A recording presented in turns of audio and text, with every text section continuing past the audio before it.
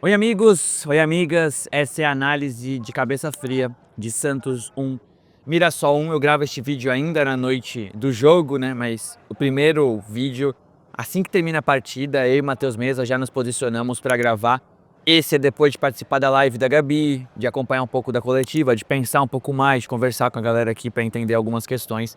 Então já estou um pouco mais tranquilo, mesmo que no pós-jogo eu não tivesse muito acelerado. Eu quero dividir essa análise basicamente em dois temas. Um é o Vojvoda precisando encontrar um equilíbrio entre ter um sistema defensivo forte para um time que luta contra o rebaixamento, a não ser covarde.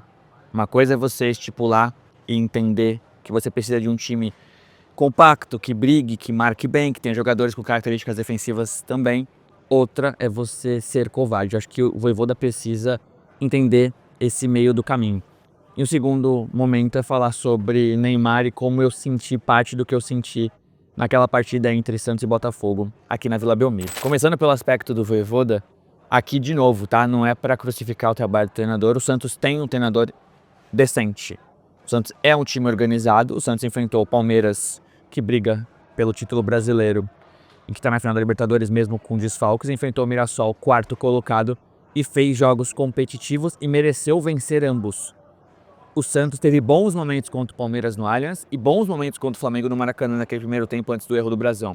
Então existe um trabalho e deu para entender que o Santos achou um caminho, que é essa trinca de meio-campistas, ora com Arão de terceiro zagueiro, ora com Arão de primeiro volante, como foi hoje com Schmidt e Zé Rafael saindo um pouco mais. Então o Santos tem um trabalho do treinador. Eu sempre gosto de dizer que o Vojvoda, por exemplo, teve um treino antes de Santos e Flamengo, ele muda o sistema para 4-1-4-1. Em um treino ele é capaz de fazer os jogadores entenderem, e o Santos fazia um bom primeiro tempo ali antes de levar o primeiro gol.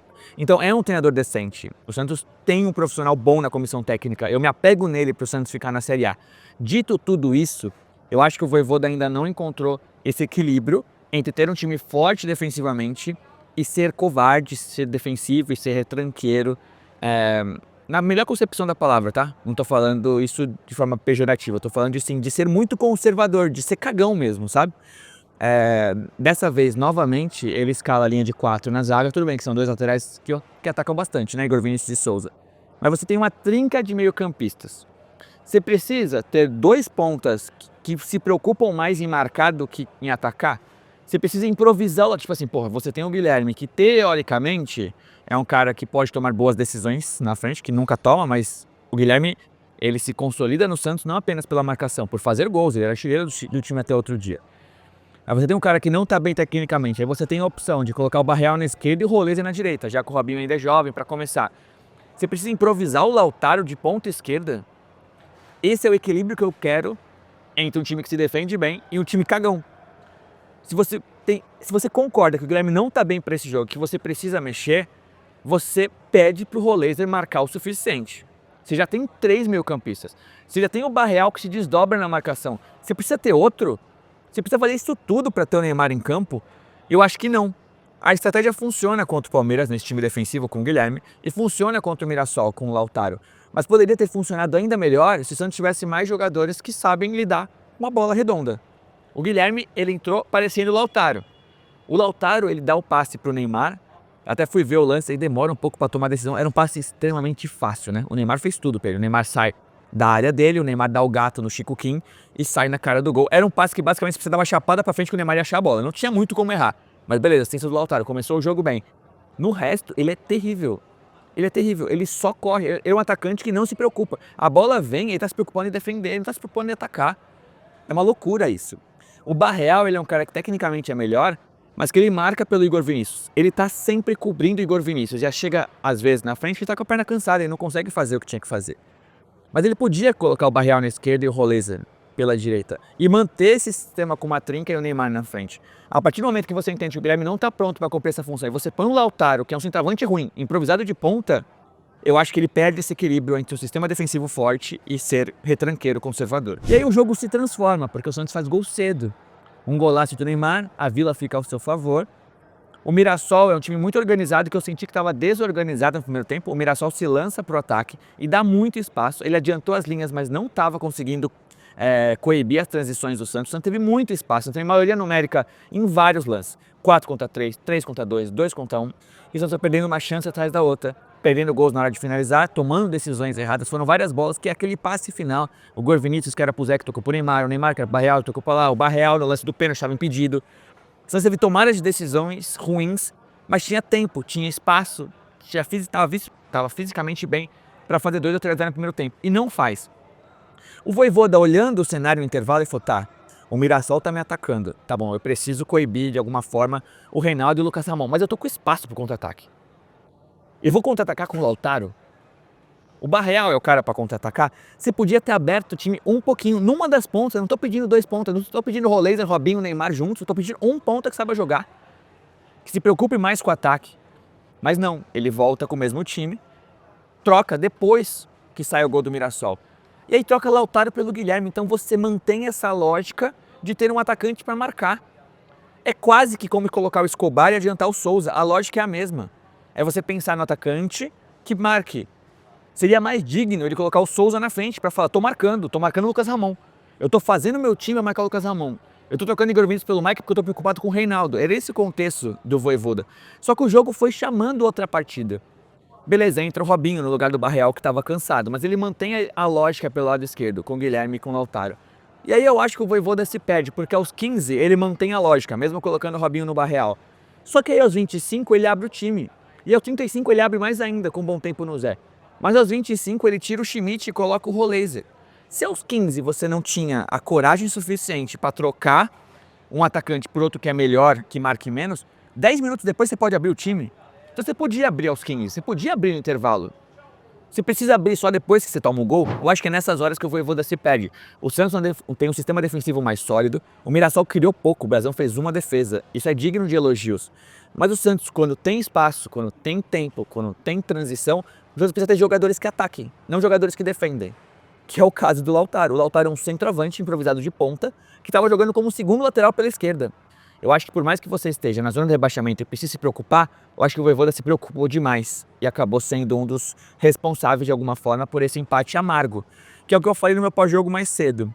Se o Santos tivesse, antes desses 2 jogos, uma possibilidade, se descesse os anjos do futebol e falassem, ó, 4 pontos contra o Palmeiras e Mirassol, você topa? Eu toparia. A minha simulação era vitória contra o Palmeiras e empate contra o Mirassol. O Mirassol é o 4º colocado e não é por acaso, é um trabalho excelente do Guanais. O Mirassol não esteve muito inspirado hoje, mas é um time muito organizado.